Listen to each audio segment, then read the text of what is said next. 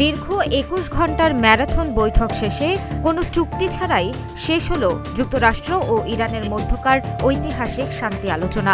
ইসলামাবাদের এই ব্যর্থতার পর যুক্তরাষ্ট্রের প্রতিনিধি দল পাকিস্তান ত্যাগের ঘোষণা দিয়েছে। উভয় পক্ষই আলোচনার এই অচলাবস্থার জন্য একে অপরকে দায়ী করছে। পাকিস্তানের ইসলামাবাদে গত ২১ ঘণ্টা ধরে ছিল টান টান উত্তেজনা। শনিবার বিকেলে মধ্যপ্রাচ্যে দীর্ঘস্থায়ী শান্তি প্রতিষ্ঠার লক্ষ্যে মুখোমুখি বসেছিল চিরপ্রতিদ্বন্দ্বী যুক্তরাষ্ট্র ও ইরান। যুক্তরাষ্ট্রের প্রতিনিধি দলের নেতৃত্বে ছিলেন ভাইস প্রেসিডেন্ট জেডি ভ্যান্স, তার সঙ্গে ছিলেন ট্রাম্পের উপদেষ্টা জ্যারেড কুশনার এবং বিশেষ দূত স্টিভ উইটকফ। তবে দীর্ঘ আলোচনার পর ভ্যান্স সাংবাদিকদের জানান, দুর্ভাগ্যবশত কোনো সমঝোতায় পৌঁছানো সম্ভব হয়নি। তিনি বলেন, আমরা টানা ২১ ঘণ্টা ধরে আলোচনায় লিপ্ত ছিলাম, কিন্তু দুঃসংবাদ হলো আমরা কোনো চুক্তিতে পৌঁছাতে পারিনি। ইরান আমাদের শর্তগুলোতে সম্মত হয়নি। ভ্যান্স স্পষ্ট করেছেন, যুক্তরাষ্ট্র তাদের রেড লাইন বা চূড়ান্ত সীমারেখা সম্পর্কে শুরুতেই জানিয়ে দিয়েছিল, কিন্তু ইরান সেই শর্তগুলো মেনে নিতে অস্বীকৃতি জানায়।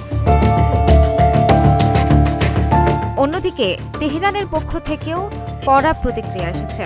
ইরানের পররাষ্ট্র মন্ত্রণালয়ের মুখপাত্র ইসমাইল বাঘাই এই আলোচনাকে নিবিড় বলে বর্ণনা করলেও সাফল্যের অভাবের জন্য যুক্তরাষ্ট্রের সদিচ্ছার অভাবকে দায়ী করেছেন। আলোচনার সাফল্য নির্ভর করে বিপরীত পক্ষের আন্তরিকতা ও সদিচ্ছার উপর। ওয়াশিংটনকে অবশ্যই তাদের অযৌক্তিক এবং বেআইনি দাবি থেকে সরে আসতে হবে এবং ইরানের বৈধ অধিকার ও স্বার্থকে স্বীকৃতি দিতে হবে। সূত্রমতে এই রুদ্ধদ্বার বৈঠকে হরমুজ প্রণালী, ইরানের পারমাণবিক কর্মসূচি এবং দেশটিতে চলমান যুদ্ধ পুরোপুরি বন্ধ করার মতো স্পর্শকাতর ও গুরুত্বপূর্ণ বিষয়গুলো আলোচিত হয়েছে। যদিও মূল লক্ষ্যে পৌঁছানো সম্ভব হয়নি, তবে আয়োজক হিসেবে পাকিস্তানের ভূমিকার ভূয়সী প্রশংসা করেছে যুক্তরাষ্ট্র।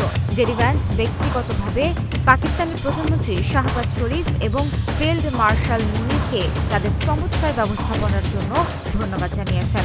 রবিবার সকালের ওই সংবাদ সম্মেলনে যুক্তরাষ্ট্রের পরিকল্পনা নিয়ে ভ্যান্স জানান, আপাতত কোনো সমাধান ছাড়াই পাকিস্তান ত্যাগ করছে যুক্তরাষ্ট্রের প্রতিনিধি দল। ডেস্ক রিপোর্ট, প্রতিদিনের বাংলাদেশ।